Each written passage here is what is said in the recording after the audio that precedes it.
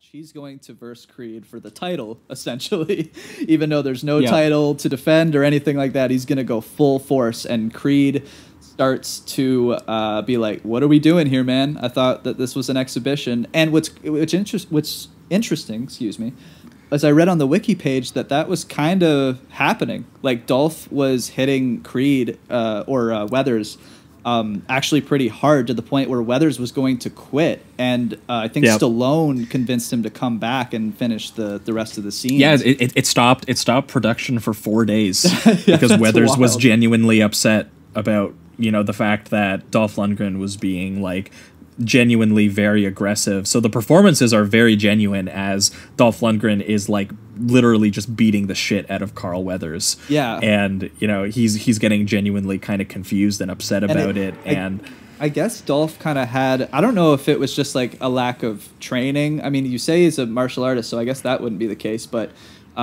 no, yeah, and he trained for boxing for 6 months. Oh, okay. Because it's strange, and with real boxers, and they consulted on the choreography, so they made it a real fight. No, this situation sounds like Dolph is kind of the asshole. Yeah. Weirdly enough, the issue is that it's actually Stallone.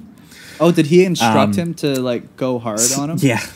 Oh, without telling Weathers, basically? I don't know if he didn't tell Weathers, or Weathers just didn't expect it to be as real as Dolph brought it, because this was Dolph's first time, you know, in this kind of setting. Yeah. And it is possible that Dolph just went a little wild sometimes.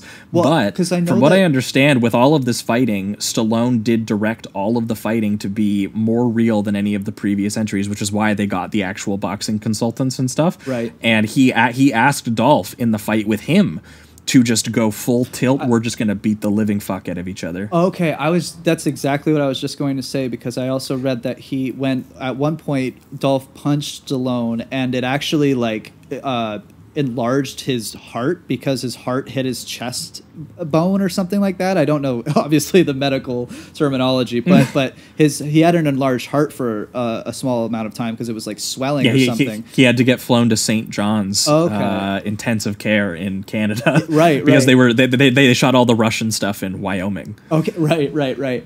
And I was wondering if that was Dolph. He had to have 4 days of intensive care because Dolph punched him that hard in the chest. But no, Stallone asked for it. Oh, okay. So Stallone wasn't mad on record. He was like, "Yep, I asked for that, and that's totally fine."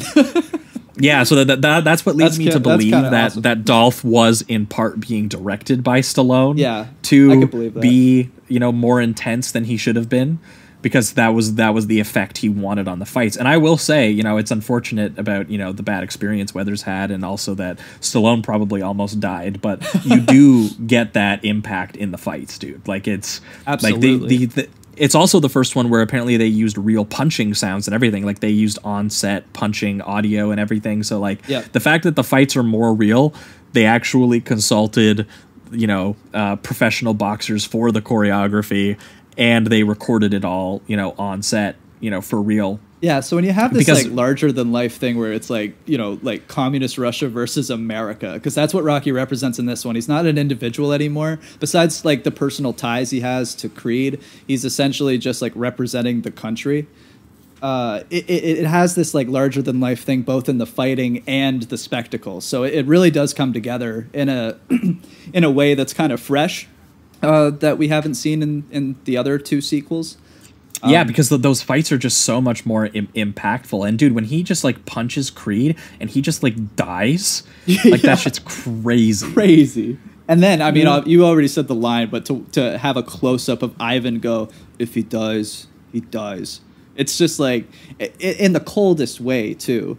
And having us known this character for 4 fucking movies, watching him box a bunch of times and thinking that no one's going to die in the ring. That's not going to happen. Like, it was a genuine surprise for them to do it. You could say it's another like over the top thing, like with Mick or Adrian, but I think this works better contextually with everything else going on. I agree. Than those other two kind of odd things that happen in the other sequels. Definitely. And I also think that, you know, Dolph really just sells it too. Oh yeah. like because he is also just a 6'5" like real fighter, and so watching him just really hit Carl Weathers and then him go down, and the editing gets insane too, and some of the camera moves where there's like spinning cameras of the press like trying to get into Apollo's like bloody face while Stallone is like holding his friend in the middle of the ring, and then he exchanges close-ups of looks at the eyes with between the two of them. Yeah, while he goes, "Tonight I have beaten the great champion. If he dies, he dies."